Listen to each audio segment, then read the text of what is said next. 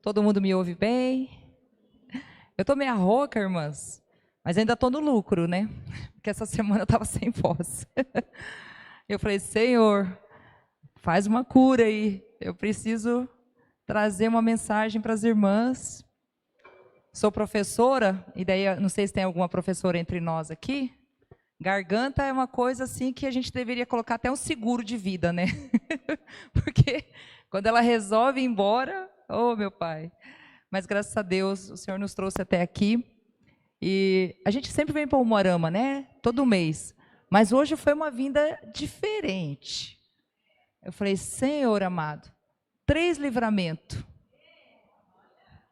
Um motoqueiro, um carro e 2 transeuntes. É.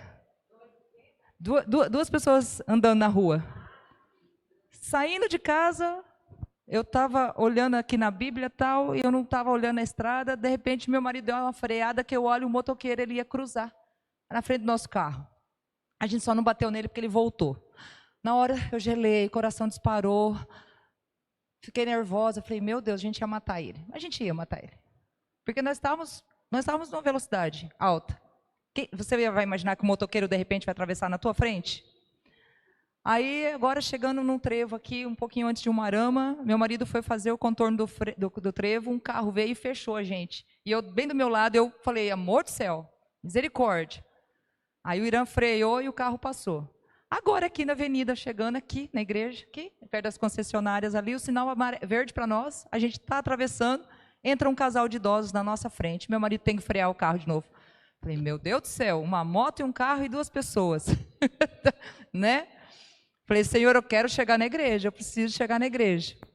Aí eu até falei, tem alguma coisa especial que vai acontecer lá hoje, porque, né? 3 livramentos, é muita coisa para ser coincidência, não é? Quando a Sofia me pediu para vir aqui, ela falou assim, ó, você tem liberdade, escolhe o tema, tal. E não sei por que, na hora que ela me falou, me veio na mente a mãe de Timóteo. É uma pessoa que a gente quase não fala, né? Tem um versículo na Bíblia que menciona o nome de Eunice. E a avó dele também, Lloyd. E é um versículo só, mas fala tão bem delas, que eu falei assim, essas mulheres devem ter sido alguém muito especial. Porque o próprio apóstolo Paulo mencioná-las e fazer referência muito positiva em relação a elas, elas devem ter sido alguém muito importante. E aí até eu falei com a Sofia, eu falei, eu quero falar sobre influência. Hoje a gente usa um termo que é influencer, né? Eu acredito que a maioria aqui, quando eram mais jovens, essa palavra não existia no vocabulário, né? Influencer. Existia influenciado, influenciar, né? Influência. Mas o termo influencer, né? A profissão influencer não existia. Quem eram os nossos influencers? Os nossos pais, né? Os professores, nossos avós. A minha avó, graças a Deus, foi uma influência muito boa na minha vida. Ela orou muito para a minha conversão, né? E Deus ouviu. Então, quando a gente começa a pensar nisso, eu como professora, esses dias atrás eu fiz uma dinâmica com meus alunos e perguntei o que eles queriam ser, como é que eles se viam daqui 10 anos. E, para minha surpresa, algumas meninas, né, falaram que queriam ser influencer, outras falaram que queria ser esposa troféu. Eu falei, como assim? Misericórdia! Você não vai fazer nada na vida? Não, prof, eu quero que meu marido me sustente, eu quero ser esposa troféu. Eu falei, quem será que está passando essas informações para essas cabecinhas oca, né? Falei, ô Jesus amado, quando a minha geração não via a hora de ter 18 anos para ter independência, né? Se de preferência sair da casa dos pais. Hoje em dia o povo...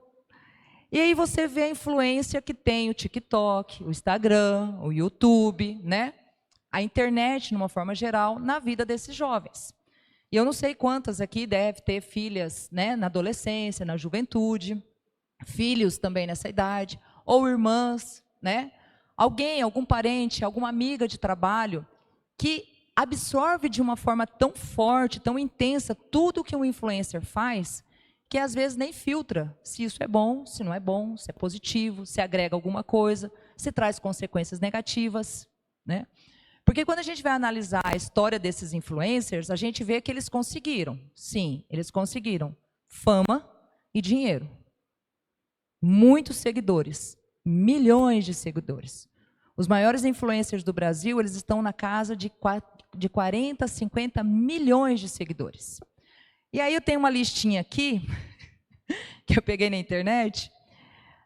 Eles estão mais ou menos, né, no ranking.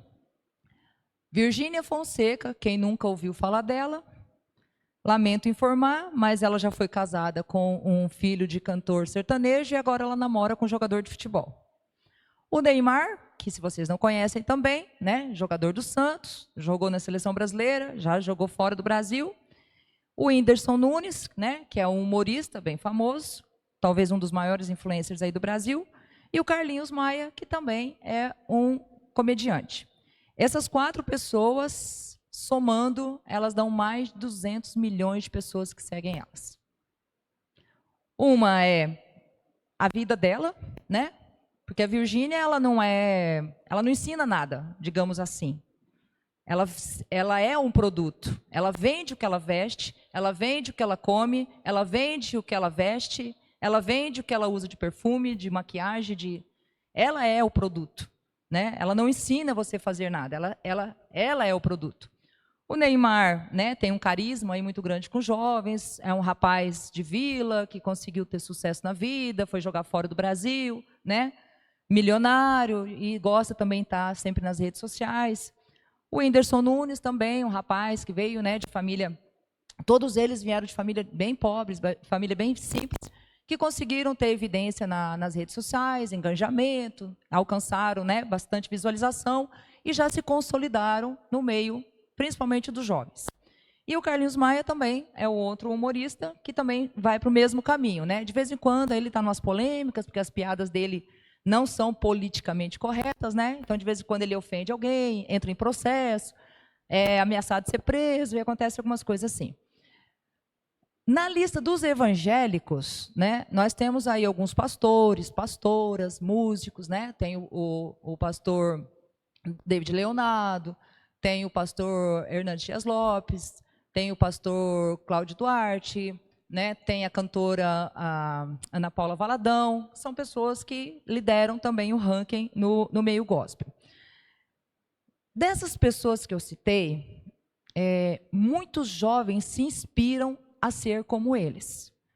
Desses que não são cristãos, nenhum deles não sequer terminaram malemar ou ensino médio. Nenhum deles fez faculdade. Uma das maiores influencers no Brasil é a Anitta, que terminou o ensino médio e fez um curso técnico em administração. Ela é uma das maiores influencers no Brasil, né? Funkeira, enfim, muitas meninas seguem o exemplo dela. Dessas pessoas que eu citei, eles têm uma influência tão grande, um engajamento tão grande, que as pessoas querem ser como eles, querem fazer o que eles fazem, né? E muitos jovens hoje, quando você pergunta assim, que profissão que você quer ter? Ah, prof, eu quero ser TikToker. Ah, eu quero ser YouTuber, né?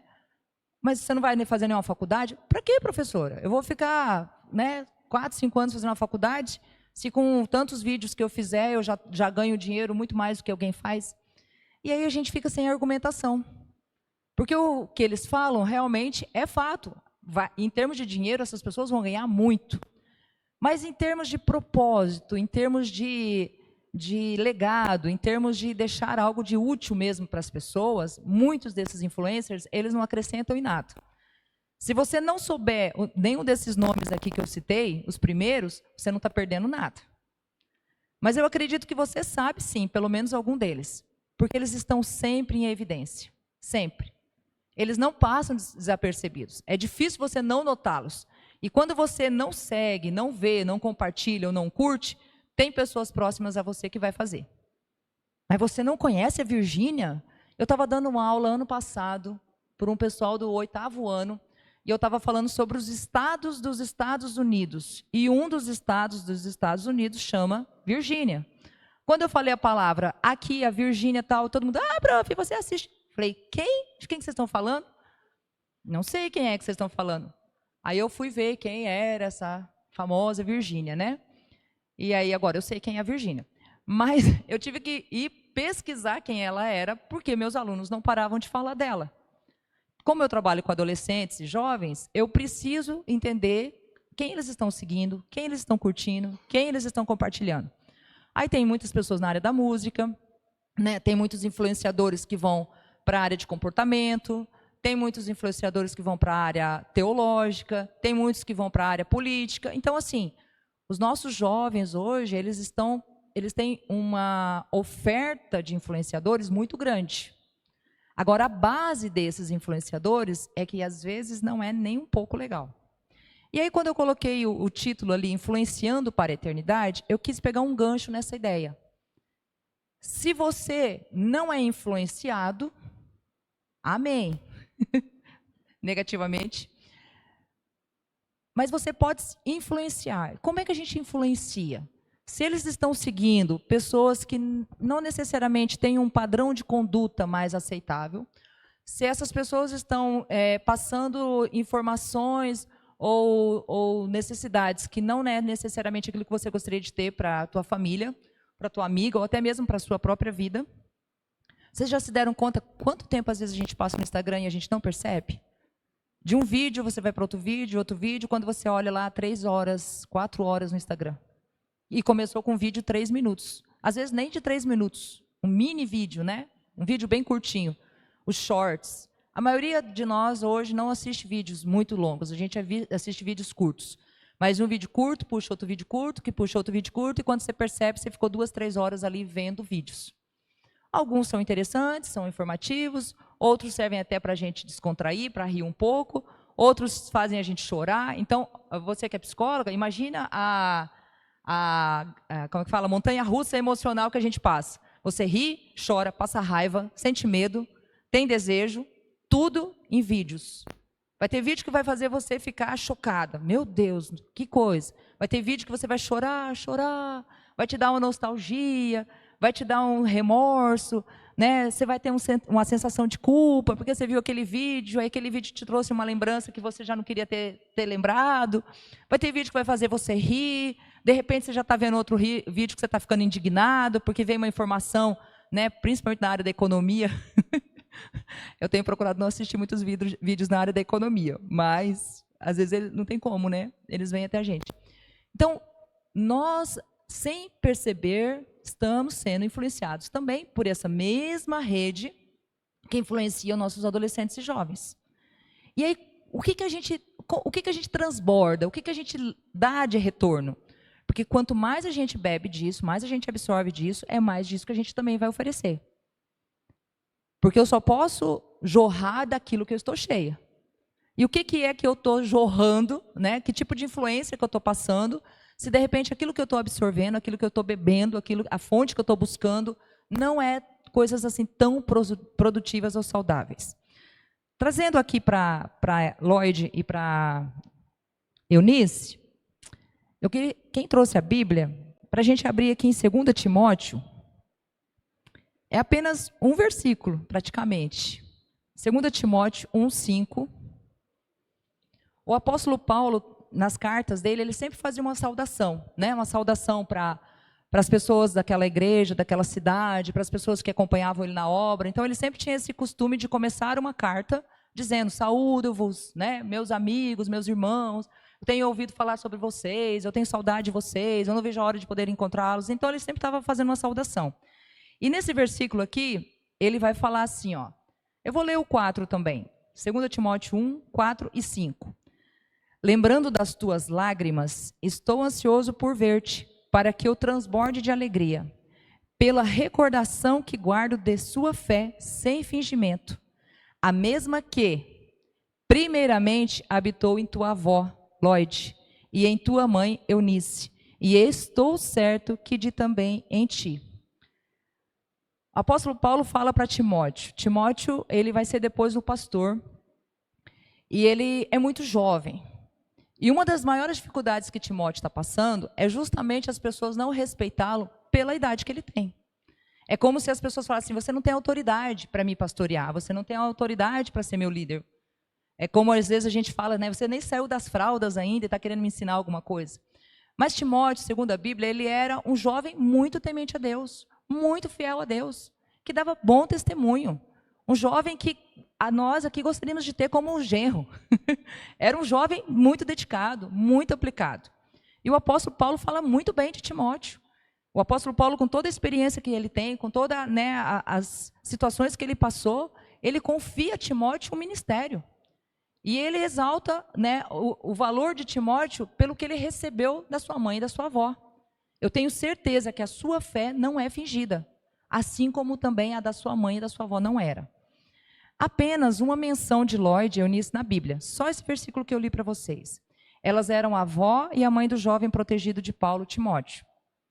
Na segunda carta de Paulo a Timóteo, ele menciona a fidelidade dessas mulheres em criar Timóteo com uma fé tão devota e tão fervorosa. Ele escreve: lembro-me da sua fé sincera, que viveu pela primeira vez em sua avó e em sua mãe Eunice, e estou persuadido agora que vive em você também. Eunice, ela era uma cristã, ela era judia. Só que ela tinha se casado com um homem grego, o marido dela era grego. E só para vocês lembrarem aqui um pouquinho, contextualizar, a cultura e a religião, tanto da Grécia como de Israel, eram totalmente opostas, totalmente diferentes. Então, para quem aqui talvez é casado com um esposo que não é cristão, ou convive, às vezes, na mesma casa, no mesmo trabalho, com alguém que não professa a sua fé, você sabe das dificuldades que você enfrenta. Porque são situações diferentes. Para algumas pessoas, muitas coisas são aceitáveis, para você não. Para pessoas, às vezes, que estão no seu trabalho, que acham aquilo muito normal, seja o linguajar, o jeito de vestir, o que fala, o que consome, que para eles é algo extremamente normal, totalmente natural. Para você pode ser que seja um choque, pode ser que isso cause, às vezes, angústia em você, situações de conflito. Agora, imagina, nós tínhamos isso dentro de uma casa. Uma mulher judia casada com um homem grego. Dois opostos mesmo. Duas situações muito diferentes, Só que, apesar disso, o que a mãe de Timóteo faz? Ela vai ensinar ao filho os preceitos bíblicos. Ela vai ensinar as escrituras para ele. Você pode até ter um pai que não acredita em Deus. Mas na minha casa, você vai aprender a acreditar. Porque eu vou te ensinar as Sagradas Escrituras. Essa educação piedosa de Timóteo, ela é referenciada novamente em 2 Timóteo 3, 14 e 15. Mesmo capítulo, no mesmo livro.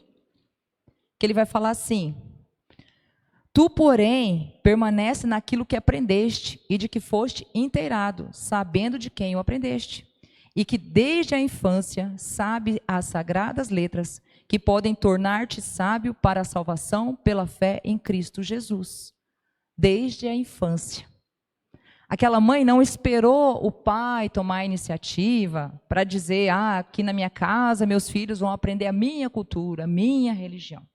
Aquela mãe, aquela avó, elas tiveram autoridade, elas tiveram zelo em trazer para aquele jovem algo que realmente elas valorizavam e acreditavam. Qual que é a nossa proposta hoje, nessa tarde? Que tipo de influência eu estou deixando para os meus filhos, para os meus netos, para os meus parentes, para as pessoas que trabalham comigo? As pessoas estão vendo Jesus em mim? A minha vida, o meu proceder está falando de Jesus para essas pessoas? Eu estou conseguindo demonstrar a palavra de Deus para essas pessoas? Eu estou conseguindo levar a palavra de Deus até elas? Janisley, mas tem lugares que a gente não pode falar de Jesus. Olha, eu trabalho numa escola. Na verdade, eu trabalho em escolas faz um bom tempo. Eu nunca fui impedida de falar de Deus dentro da escola. Ainda não. Espero que demore para ser. Mas mesmo escolas que eram estaduais, eu nunca fui impedida. Se eu precisasse fazer uma oração com meus alunos, ninguém nunca me constrangeu a isso.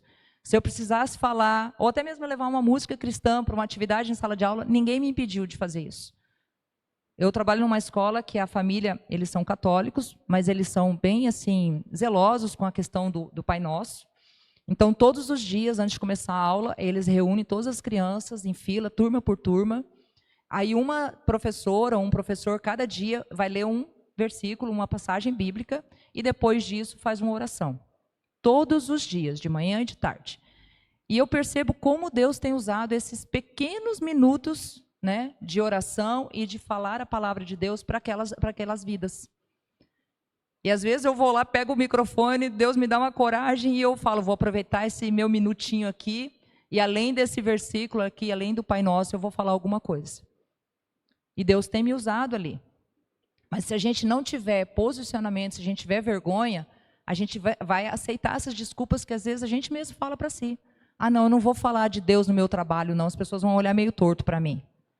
Gente, meu marido hoje de manhã, nós tínhamos levado a minha neta para tomar um café, que é o aniversário dela hoje. E daí quando nós saímos da padaria, a gente encontrou um amigo com uma tipóia no braço, né? Aí meu marido falou assim, o que aconteceu com você? Pastor, eu acabei de sair de uma cirurgia, eu caí de bicicleta, quebrei o ombro, né? E agora eu vou ter que me recuperar, tal. Aí o Irã, no meio da rua ali, na esquina, falou, peraí que nós vamos orar por você. Aí estava eu, minha neta, ele, fechamos os olhos, oramos, aí já impusemos a mão sobre ele e tal. Aí depois o Irã falou assim, quem olha de fora pensa que a gente é maluco, né? Vai orando assim para as pessoas no meio da rua. Eu falei, não tem problema nenhum, né, a gente orar. Eu falei assim, você não estava fazendo nada errado, né? Oramos quando a gente vai tomar café na padaria, a gente ora quando vai almoçar num restaurante. Às vezes, hoje mesmo o garçom, eu percebi quando ele chegou para colocar o talher, a gente estava no meio da oração, ele ficou ali do ladinho, esperou a gente terminar a oração, depois colocou o talher. Então, são pequenas situações, pequenos gestos que a gente está falando de Jesus. Quando a gente ora por alguém, quando a gente abençoa alguém. Você já percebeu o bem que faz quando você fala assim, olha, para alguém de um caixa, enfim, alguma coisa, alguém de um comércio, quando você fala assim, obrigada, e que Deus te abençoe, que você tenha um dia abençoado hoje. Nunca alguém falou assim para mim, eu não quero isso. Todo mundo fala assim, amém, obrigada, para você também. Ou seja, recebeu aquela bênção que você deu. São coisas simples. Não precisa de muita coisa para a gente falar de Deus. São coisas muito simples do dia a dia. Timóteo, ele honra o impacto nessa preparação, né, desse jovem. Ele, mais tarde, ele vai se juntar a Paulo em suas viagens, e no livro de Romanos fala isso também. E ela acaba se tornando o pastor da igreja em Éfeso. Isso está em 1 Timóteo 1,3. Lloyd e Eunice devem encorajar todas as mães, todas as mulheres, todas as avós cristãs, lembrando-as de que sua influência piedosa tem um impacto eterno na vida e no futuro dos nossos filhos, dos nossos netos, dos nossos amigos, das nossas irmãs, da nossa família. Seu filho está sendo influenciado por alguém que tem um monte de engajamento nas redes sociais? Você já parou para pensar que, de repente, essa influência vai levar ele para outro caminho e não para o céu? Você já se deu conta disso? Os nossos jovens estão mudando de comportamento de forma radical. Aquela criança doce, meiga e obediente que você tinha em casa, de repente, ela se torna rebelde, ela não escuta mais o que você fala, ela não presta mais atenção em o que você diz e ela rejeita vir dentro da igreja. Você já parou para pensar por que será que ela chegou nesse ponto? Irmãos, às vezes o diabo está doutrinando os nossos filhos, nossos netos, nossos amigos, nossos parentes dentro da nossa casa, através da internet.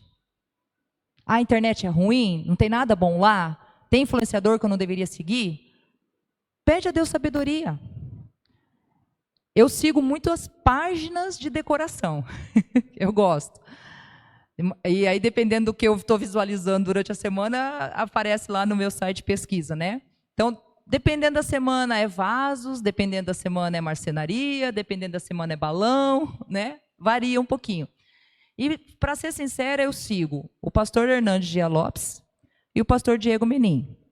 São dois pastores que eu gosto muito das mensagens deles, me traz bastante alento ao coração. Deus já usou muito a vida deles para me abençoar. Sabe aquela mensagem assim que você só falou para Deus, aquela questão, e você abre o Instagram e vem aquela mensagem e você fala, tá bom, Senhor, já entendi o recado, já recebi o recado. Então, eu tenho poucas pessoas assim que eu sigo no Instagram, para ser bem sincera. Eu tento ser o mais criteriosa possível. Tem gente que eu sigo, às vezes, de dica de beleza, mas muito pouco, eu quase nem assisto. Às vezes eu até penso que a pessoa não está divulgando mais, porque não, nem aparece mais para mim, né? De decoração de casa, mais é relacionado aos meus hobbies, né? Mas, assim, você sabe que o algoritmo, ele te persegue, né? Uma vez que você clicou para saber a notícia de alguém, para pesquisar sobre alguém, vai aparecer muita coisa sobre aquela pessoa para você. E, de repente, nem é uma pessoa que você segue, você teve uma curiosidade, foi lá ver como que é a página e tal, e vai ficar aparecendo, aparecendo, aparecendo aquilo, e às vezes você é até forçado a acabar assistindo aquelas coisas, porque não para de aparecer aquilo para você. Então, que Deus nos dê muita sabedoria para isso, né? Porque para a gente poder influenciar, a gente precisa selecionar aquilo que a gente está ouvindo. No livro de Atos, aprendemos também que Eunice veio de uma família simples, né? Uma família judaica, era casada com esse homem grego, e a gente não tem muita história na Escritura que fala sobre ela, mas a vida de Timóteo nos dá uma base para entender como que esse jovem foi influenciado pela mãe, né? Podemos imaginar que elas navegaram em desafios enquanto elas tentavam criar o filho delas dentro da palavra de Deus, mesmo vivendo numa cultura difícil, né? Mesmo aos dilemas que elas passavam, mesmo aos compromissos que elas tinham, mesmo nós temos que lembrar que nesse período aqui, há mais de uns 2000 anos atrás, a mulher não tinha muita voz na sociedade, a mulher não tinha muita opção, a mulher não tinha muita liberdade. Agora você imagina uma mulher judia casada com um homem grego. Quantas coisas ou quantos lugares, de repente, que ela teve que ir ou fazer, mesmo que ela não gostasse, porque o marido a obrigava a ir. E mesmo assim, ela não deixou de seguir a fé dela, de testemunhar da palavra de Deus, de ensinar o filho dela. Ou seja, ela tinha um posicionamento em relação àquilo que iria afetá-la. Eu conheço muitas mulheres que eram excelentes cristãs, mas que ao se casarem, deixaram a vida com Deus meio de lado. Eu não vou ensinar vocês a serem desobedientes aos seus maridos, longe de mim. A Janisley veio aqui e ensinou, sejam rebeldes. Não, gente, longe de mim, eu não estou aqui para isso. Eu acredito na submissão. Aquele versículo é bem tranquilo para mim. Não sigo ele com rebeldia, não. Mas a gente tem que lembrar sempre que existe uma hierarquia. E nessa hierarquia, Deus está no lugar mais alto. Se tem coisas que vai desagradar a Deus, se tem coisas que vai entrar em choque com a palavra de Deus, às vezes eu vou precisar desobedecer algumas coisas. Não, nesse lugar eu não vou. Essa coisa eu não vou assistir. Isso eu não vou fazer. Por quê? Porque você é rebelde ao seu esposo? Não, porque eu sou obediente a Deus. E Deus vai te honrar. Pode ser que você vai ter conflitos. Pode ser que vai ser difícil. Pode ser que a tua casa vire até um inferno. Porque você está se negando a fazer ou ir, ou consumir coisas que Deus não se agrada. Mas ou você influencia ou você é influenciada. Como diz o povo, a faca e o queijo estão na nossa mão. É a gente que decide. Uma coisa que a gente pode aprender também com elas, ensinar uma fé verdadeira. Isso é uma influência que a gente vai levar as pessoas que estão ao nosso redor, sejam nossos filhos, sejam nossos netos, sejam nossos amigos, levá-los para a eternidade. Ensine uma fé verdadeira. Na abertura dessa palavra, o apóstolo Paulo diz a Timóteo que a fé sincera de Timóteo é um resto da fé das duas mulheres mais importantes na vida dele, que é a avó e a mãe. A fé que tem em você é porque você recebeu de alguém. Seria tão gostoso, né, a gente ouvir isso. Olha, você é igualzinho o teu pai, igualzinho a tua mãe. Eles eram cristãos, eles eram piedosos, eles buscavam a Deus e você está seguindo o caminho deles. Como é bom quando a gente escuta alguém falando assim. Mas como é triste quando a gente fala assim, nossa, ele foi criado na igreja, os pais deles foram crentes a vida toda e infelizmente chegou na época da juventude, ele não quis mais saber nada com Deus. Né? Essa fé que Paulo fala, né, que existiu na vida de Lloyd e de Eunice, essa fé que ele elogia, no grego, a palavra sincero significa não disfarçado. E aqui, eu chamo a atenção de vocês, você só pode influenciar numa fé sincera se realmente essa sua fé for muito sincera. A gente pode se enganar, mas dificilmente a gente vai enganar os outros. As pessoas vão perceber quando a gente não tem tanta fé assim. Ou quanto a nossa vida com Deus não é tanto assim com Deus. E os jovens, principalmente as crianças, eles percebem rapidinho. Quando a gente diz ser uma coisa, mas vive outra. Quando a gente fala para não fazer uma coisa e a gente faz outra. E o apóstolo Paulo, ele fala, a sua fé é sincera. Em algumas traduções vai falar assim, sem fingimento. Uma fé íntegra, uma fé verdadeira. Esta é a fé que não está escondida, é a fé que não se esconde. Neste momento, o apóstolo Paulo lembra a Timóteo que as raízes da fé de Timóteo vêm dessas duas mulheres importantes, que enfrentaram seus próprios desafios e cicatrizes, como todas nós fazemos. Em Filipenses 1, 27 e 28 diz assim, vivei acima de tudo por modo digno do evangelho de Cristo, para que, ou eu indo ver-vos, ou estando ausente, ouça no tocante a vós, que estáis firmes em um só espírito, como uma só alma, lutando juntos pela fé evangélica, e que em nada estáis intimidados pelos adversários. Vivei acima de tudo por modo digno do evangelho. O que seria viver isso, de modo digno do evangelho? Não envergonhe o nome de Cristo. Se você diz que é cristão, não envergonhe o nome de Cristo. Por que significa ser cristão? Alguém sabe? O significado da palavra? Cristão. É um pequeno Cristo. Aonde você vai e você diz, eu sou cristão, é a mesma coisa que você dizer assim, eu sou um pedaço de Cristo. Eu sou uma parte dele. E como é que a gente representa essa parte de Cristo? Esse pedaço de Cristo. Esse Cristo pequeno. Como é que a gente fala? Como é que a gente expõe esse Cristo? Quando as pessoas olham para nós, elas perguntam assim, você é diferente. O que tem em você que é diferente? Aí você vai falar assim, não, é porque eu li muito, é porque eu estudei, né? Porque eu não. Tem uma frase que eu acho que é do Spurgeon, que ele fala assim, não há nada de bom em mim. E tudo que há de bom em mim é Cristo. Não há nada de bom em mim. A minha bondade não é minha, a minha mansidão não é minha, meu domínio próprio não é meu. Esses são tudo o quê? Frutos do Espírito Santo. Eu não sou. Deus é. Não é? A diferença que faz é quando eu aceito que Ele seja.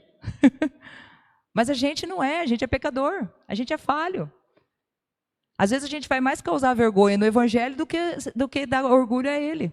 Às vezes a gente vai mais afastar as pessoas de Cristo do que aproximar de Cristo. Por quê? Porque nós somos falhos. Nós não somos perfeitas. Vai ter dia que a gente vai ser grosseira, tem dia que a gente vai ser estúpida, tem dia que a gente não vai ter paciência, vai ter dia que a gente vai ser rancorosa, vai ter dia que a gente vai ficar só falando mal da vida dos outros. Então, que tipo de influência que eu estou deixando? Que tipo de influência que as pessoas, quando eu saio do ambiente, elas falam o quê? Nossa, a dona fulana é uma bênção, né? Quando ela vem para cá, a gente sente uma paz. Nossa, quando ela está aqui, o ambiente muda. Nossa, como é bom quando ela está aqui com a gente. Ou quando você sai e a pessoa fala assim, nossa vida, você não sentiu o ambiente pesado, carregado? Quando essa pessoa está aqui, o ambiente fica, né, tétrico. O que ela começa a falar deixa a gente desanimado. Porque o desanimado, ele tem mais poder do que o animador, né? Você pode estar numa reunião, todo mundo animado, todo mundo cheio de plano, de projeto. Pronto, chegou uma pessoa e fala assim, não, nada disso vai dar certo. Se você não tiver firmeza, todo aquele ânimo vai embora.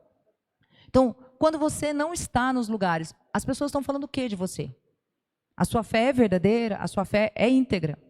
Note também que no mundo romano, os pais eles tinham autoridade absoluta sobre a família. E como o pai de Timóteo não era cristão, sua situação natal era provavelmente menos do que ideal. E, no entanto, Deus usou essas mulheres piedosas neste ambiente menos do que o ideal. Não espere estar num ambiente ideal para você influenciar. Às vezes, Deus vai te colocar nos ambientes mais difíceis. Às vezes, Deus vai te colocar naquele ambiente que você não quer ficar.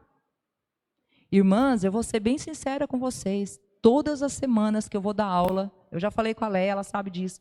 Todas as semanas que eu vou dar aula, eu falo, Senhor, eu acho que essa vai ser a última. Deus, não estou aguentando mais. Eu acho que eu vou embora. Não vou mais. Aí eu chego decidida a falar com a diretora. Ó, eu vou ficar até você achar uma substituta. Aí vem um aluno, me abraça. Prof, que saudade que eu estava de você. Que bom que nós vamos ter aula contigo. Eu falo, poxa, covardia, né? Já acabou com a minha convicção. Eu estava decidida a não vir mais, né? Ou chega lá um cartãozinho, aí um outro descendo a rampa comigo, falou, prof, você gosta de chocolate? Eu falei, bastante. Você tem alguma coisa contra Cacau Show? Eu falei, não. Por quê? Você quer me dar alguma coisa? Eu falei, não sendo chocolate branco, que me dá dor de cabeça, né? Pode ser, prof? Eu falei, pode. Cheguei na outra turma, prof, que dia que você é teu aniversário? Eu falei, é julho, nunca ganho festa na escola. Não, mas você vai vir na semana antes das férias, né? Eu falei, vou, assim eu espero. Então eu vou te dar um presente. Eu falei, poxa, Senhor, eu estou decidida a não ir mais. Por quê? Né? Por que o senhor quer que eu continue indo lá? Ontem eu fui numa consulta no otorrino. Nunca tinha ido na vida, né? Coloca a coisa aqui, coloca a coisa aqui, coloca a coisa aqui. Fisicamente falando, não havia nada de errado comigo, mas eu estava com um zumbido como se tivesse um grilo morando no meu cérebro, a garganta fechada, o nariz trancado e uma dor na nuca como se alguém estivesse quebrando meu pescoço. Cheguei lá, o que a médica me deu? Um relaxante muscular. Aí eu falei, vou tomar esse negócio aqui à noite para dormir, vou ver que efeito dá. Misteriosamente o zumbido sumiu. Uma das hipóteses, qual que é? Estresse. Estresse. E eu já falei para ela, eu estou ficando surda, eu não estou escutando mais nada. Daí ela falou assim, olha, tem essa possibilidade, essa possibilidade, essa possibilidade. Vamos eliminar todas para dar um diagnóstico mais apurado. Mas hoje meu ouvido estava normal. Gente, vocês já ficaram com um grilo cantando no ouvido uma semana inteira? Tem hora que dá vontade da gente bater a cabeça, né? É desanimador. Mas hoje eu perguntei para Deus, o que o Senhor quer de mim? Quanto mais eu quero sair, mais o Senhor me segura lá dentro.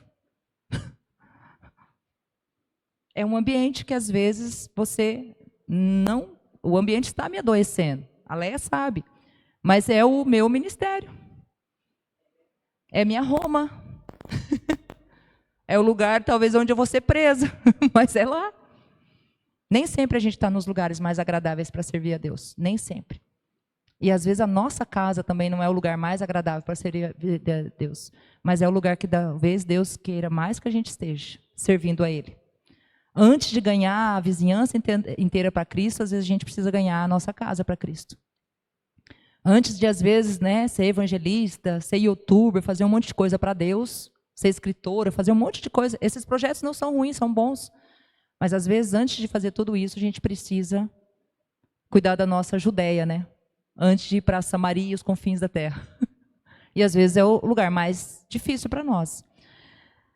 A fidelidade delas é um chamado profético para as mulheres da Igreja de Deus, para continuar a louvar a Deus e assumir o cuidado da sua família, dos seus amigos, das suas vizinhas, dos seus parentes. Segunda coisa que a gente aprende com ela, ensine-lhe o que você acredita. A primeira coisa, ensine uma fé verdadeira. Não seja uma fé fingida. Ensine o que você acredita. Seus filhos, seus amigos não conhecerão, não aprenderão sua herança de fé, a menos que você os ensine. Nós, como pais, mães, amigos, irmãos, temos a responsabilidade de ensiná-los de maneira que devem seguir. Este não é o trabalho da escola, não é o trabalho da igreja, não é o trabalho da escola dominical. Esse é o nosso trabalho, é a nossa responsabilidade. Não terceirize aquilo que Deus falou, é você. Não passa adiante aquilo que Deus falou assim, eu te tirei do lagar, eu te tirei de trás das malhadas. Não abra mão daquilo que Deus te comissionou. Alguns podem sentir que não conhecem bem a Escritura o suficiente para ensiná-los a seus filhos, aos seus amigos, aos seus vizinhos, às pessoas que trabalham com você. Se essa é a sua situação, então ensine aquilo que você sabe. E aprenda junto. Você não precisa ser formado em teologia para começar a falar de Jesus. Se você quer ser formado em teologia, amém, seja bem-vindo. Nós temos até um seminário aqui, temos um seminário em Campo Mourão. Mas você ensina aquilo que você acredita. Tudo bem se você, seus filhos, os seus amigos, as pessoas que estão no seu trabalho, aprender junto com você. Vamos estudar o livro de João, vamos estudar o livro de Salmos, vamos estudar o livro de Provérbios, vamos ler um versículo por dia, um capítulo por dia. Para Lloyd e Eunice, elas ensinaram a Timóteo as Escrituras desde a infância. Claramente, o que elas ensinaram fez enorme diferença na vida dele. Não é melhor a gente ensinar as pessoas quanto mais cedo do que, de repente, a gente tem que tirar um monte de lixo da mente e do coração deles para daí sim colocar a palavra de Deus? Não é melhor você pegar lá, se você tem um filhinho pequeno, um netinho, né? Alguém que é bem mais jovem, e você ensinar ele desde pequenininho, do que, de repente, você chegar aí com 30, 40 anos e ter que tirar todo aquele lixo que está na mente dele para aí sim você ensinar a palavra de Deus? Tem alguma pedagoga aqui? Tem? Não? Olha lá. Aposentada já, irmã. Vitoriosa. Guerreira. As crianças, geralmente, elas aprendem o que elas vão ser até mais ou menos os 8, 9 anos de idade. O que elas vão ser, não é? A personalidade delas, o caráter delas, até 8, 9 anos elas vão aprender. O resto é conhecimento, conhecimento geral. A gente aprende até morrer. Tem gente aí que está com 70 anos, 80 anos, está fazendo faculdade ainda. E eu tiro o chapéu para eles, porque não é fácil. Agora, se você quer realmente ensinar alguém a andar nos caminhos do Senhor, quanto mais cedo você fizer isso, melhor. Porque Satanás não dorme. Ele não descansa. E ele tem metodologias muito criativas para ensinar os nossos filhos, os nossos netos, a andar nos caminhos dele. E se a gente não estiver esperto, de repente, quando você menos esperar, você perdeu ele. A gente tem que estar atento, muito atento. Seja o influenciador que Deus te chamou para ser. A verdadeira fé que estava em Timóteo foi passada de uma mãe e uma avó que tinham uma verdadeira vida com Deus. Não, ela não era uma mãe perfeita, mas é claro, ela tinha conseguido algo real. Não era apenas a religião que ela tinha Jesus. Não ensine só seu filho vir na igreja. Não ensine só seu filho ler a Bíblia. Ensine ele a amar a Deus. Ensine ele a amar as Escrituras. Ensina ele a ter temor por Deus. Ensina ele a ter um laço de intimidade, de confiança em Deus. Você está no carro, vai viajar com alguém, seja teu filho, seja teu neto, seja tua amiga. Vá ouvindo uma música cristã. Vá falando de Deus no caminho. Você está lá no seu ambiente de trabalho. Eu tenho situações boas e não tão boas. Eu tenho uma moça que eu vou, ela só ouve música cristã, enquanto ela está cuidando da minha unha. Mas eu vou em outra pessoa que, enquanto ela está cuidando do meu cabelo, ela só ouve música sertaneja. Ai, daí eu saio de lá assim, misericórdia. É muita coisa, né? Vou chegar em casa, vou ouvir um louvor por umas 2 horas para ver se aquelas coisas saem da minha cabeça. Porque, infelizmente, é o que o mundo gosta, né? E às vezes você está num ambiente de trabalho que você é obrigado a ouvir coisas que você não quer ouvir. Mas seja a contrapartida. Você chega assim e fala assim, seja cara de pau às vezes. Ó, amiga, eu já ouvi muito das suas músicas, vamos ouvir agora um pouco das minhas? Vamos mudar essa playlist aí? Né? Minha amiga, posso fazer uma oração hoje aqui no nosso trabalho? Estou sentindo aqui que o clima está meio pesado aqui no ambiente. Vamos orar? Gente, ninguém vai jogar uma água quente em você se você fizer isso. Ninguém vai. Ninguém vai. O terceiro ponto, e aqui eu encerro, viva o que você acredita. Então, primeiro, ensine uma fé verdadeira. Ensine-lhes o que você acredita. E, o mais difícil, viva aquilo que você acredita. Não adianta ensinar se eu não viver. Existe aquela frase, faço o que eu digo, mas não faço o que eu faço? Você tira toda a autoridade daquilo que você vai falar quando você vive algo, fala algo e vive outro. Você tira totalmente a autoridade. Já teve pesquisas feitas por aí que muitos jovens que hoje estão fora da igreja saíram porque se escandalizaram com coisas de dentro da igreja. Outros não vão mais na igreja porque não vê na vida dos pais deles, que são da igreja, o que eles vivem na igreja e o que eles vivem na casa. Eu não estou dizendo que é todos os casos, né? Tem jovens que fazem suas escolhas, que não querem mais seguir a Deus, mesmo que você seja uma pessoa temente a Deus, mesmo que você ande com Deus, mesmo que você testemunhe de Deus, mesmo que a sua conduta seja uma conduta de uma mulher verdadeiramente cristã. Né? Não estou aqui jogando uma culpa sobre você. Ah, meu filho se desviou, então a culpa é minha. Ah, meu filho não anda mais com Deus, então a culpa é minha. Não, não nesse sentido. Mas, infelizmente, isso é fato. E a gente não pode esconder que muitos jovens que hoje não estão mais andando com Deus, não estão porque alguém da igreja ou alguém da casa o tirou dos caminhos de Deus. Mas tirou como? Pela conduta. O que vivia dentro da igreja era algo e o que vivia lá fora era outro. Por mais importante que fosse para Lloyd e Eunice ensinar Timóteo, foi de igual importância que elas tenham vivido o que acreditavam na frente dele. Eu sempre ensinei os meus filhos que eu não trabalho para Jesus. Eu não sou funcionária de Jesus. Eu não vou na igreja porque pagam o meu salário. Eu vou na igreja porque eu amo o Senhor, eu amo servi-lo e todas as coisas que eu tenho Ele me dá. Eu não sou empregada de Jesus. Empregada no sentido assim, porque tem gente que fala assim, ah, você é pastor, então você tem obrigação, né? Não, a gente não é obrigado. A gente faz porque a gente ama, a gente faz porque a gente entende, a gente faz porque tem um chamado. Mas tem muito filho de pastor hoje que não quer saber da igreja. Porque o pai priorizou tanto o trabalho da igreja que esqueceu de cuidar da família também. E, infelizmente, eu conheço muitas pessoas que vivem essa situação. Que o filho não quer saber mais de igreja. Se você falar de igreja para ele, ele fala, Deus me livre. Meu pai é pastor, não quero nem saber de igreja. Minha mãe é líder das mulheres. Minha mãe é líder do coral. Minha mãe é, né, líder do círculo de oração. Não quero saber de igreja. Porque, de repente, talvez a gente não soube conciliar, né, o que a gente vivia, o que a gente fazia, o que a gente ensinava. Provérbios 18, 21 diz assim, a língua tem o poder sobre a vida e sobre a morte. Os que a usam habilmente serão recompensados. Não crie as pessoas com medo de Deus. Não apresente para elas um Jesus carrancudo, um Deus que vai jogar um raio na sua cabeça se você fizer alguma coisa errada. Não viva como se Deus fosse algo pesado de andar, de carregar. A Bíblia fala para a gente carregar a cruz, né? Mas não é para a gente ser a cruz. Porque tem muita gente que está sendo a cruz. Está sendo a cruz do outro. A Bíblia fala para a gente abrir mão de certas coisas, para a gente deixar de fazer certas coisas. Mas não é para a gente ser peso para o outro. Então, que as pessoas vejam na gente alegria. Ah, não, eu tenho que ir lá na igreja hoje, à tarde, tem uma reunião de mulheres. Ah, eu não queria ir, não. Eu queria ficar em casa, assistindo TV, né? Mas eu tenho que ir. Se a pessoa que está do teu lado e ouviu você falar, eu tenho que ir, ela não vai ter vontade de vir aonde você está vindo. Você pode ter certeza disso.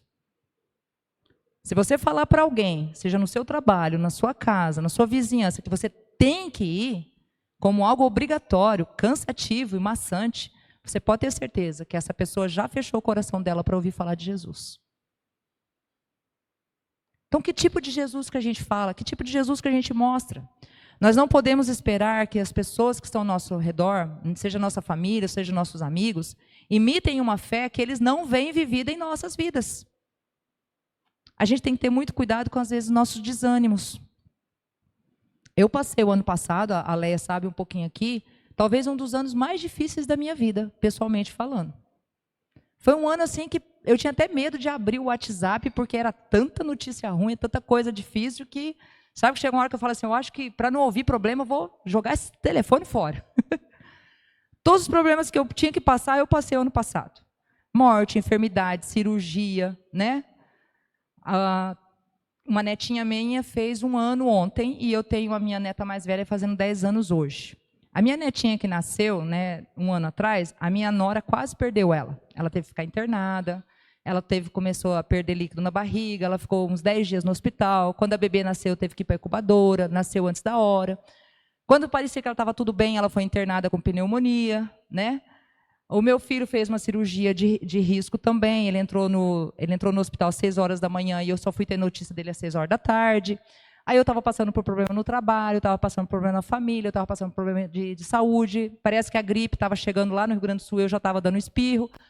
Então, assim, eu tive que pegar licença, né, do trabalho, porque eu não tinha condições de dar aula. Então, foi um ano, assim, triste. E eu ouvi do meu filho caçula, ele chegou na porta de onde eu estava deitada, assim, no sofá, porque acabou sendo o meu lugar preferido. Mãe, essa não é você. Você não é assim. Eu falei, eu sei, filho, eu sei que essa não sou eu, mas essa também não vai ficar aqui muito tempo, não. Só dá um tempinho, daqui a pouco ela vai embora. Essa não sou eu mesmo. Porque eu também não admitia que aquela pessoa que estava só deitada, desanimada, cansada, né, psicologicamente abatida, emocionalmente abatida, e às vezes até na fé desanimada, porque teve dia que eu falava assim, ué, que gripe é essa que só vem no domingo?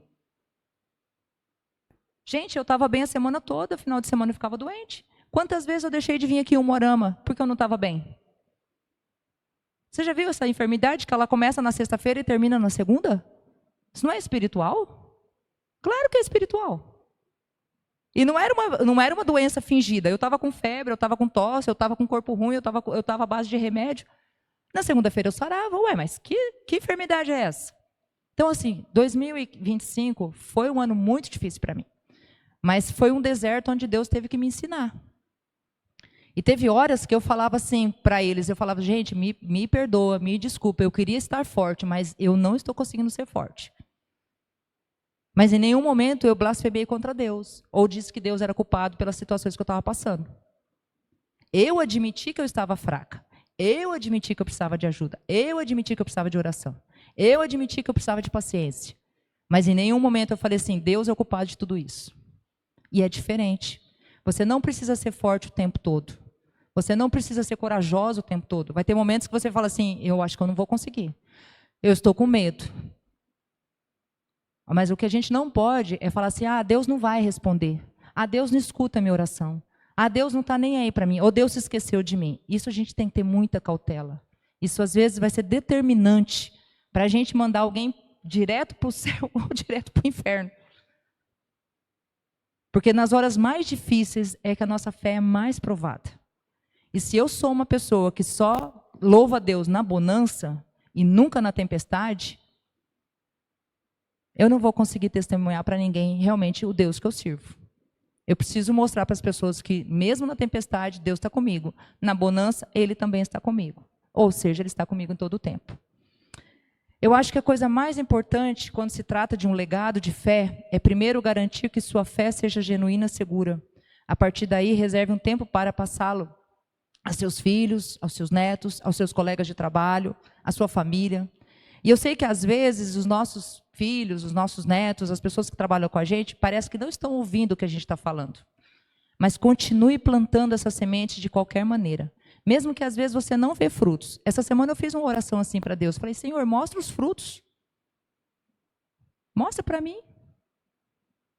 Dá uma plantinha pelo menos. Nem que seja um brotinho assim, fala assim, está valendo a pena. Você está doente fisicamente, mas está valendo a pena. Mostra. Eu falei para Deus, antes de eu largar tudo, antes de eu abrir mão, fala para mim que está valendo a pena. Aí eu fico. Se o que eu estou falando dentro da sala de aula, se o que eu estou mostrando na minha conduta, se quando eu abraço um deles ou olho no olho deles, se isso está fazendo diferença na vida deles, mostra para mim. Que eu aguento, nem que eu passe a semana toda tomando remédio para dor nos ombros, mas eu vou. À medida que você planta sementes e vive a vida na frente deles, eles podem nem sempre gostar, mas você deve saber que eles estão prestando atenção. Além disso, você deve orar com frequência pelos seus filhos, pelos seus netos, pela sua família, pelos seus amigos no trabalho. Fazer um trabalho tão bom com os nossos filhos quanto Lloyd e Eunice fizeram com Timóteo. Que essa seja a nossa oração. Deus, que a minha vida influencie tanto aqueles que estão na minha direção, ao meu redor, que convivem comigo, que essas pessoas possam ser homens e mulheres de Deus influenciados pelo que eu plantei na vida deles.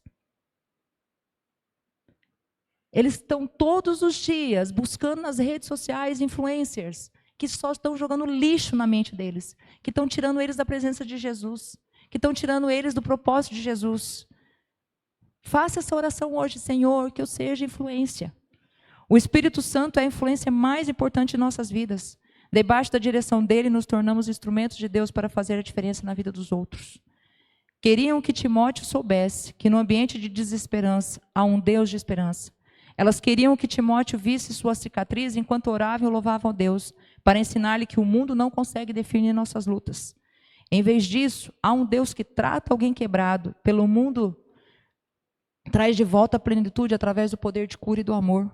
É importante ressaltar que essa passagem demonstra que o poder da influência, o impacto no reino de uma mãe, de uma mulher, de uma filha, que demonstra sua fé, vai nutrir a vida de alguém. De repente, até você pode ser bênção na vida de um servo de Deus, de um missionário, de um pastor, de uma missionária, sem você saber.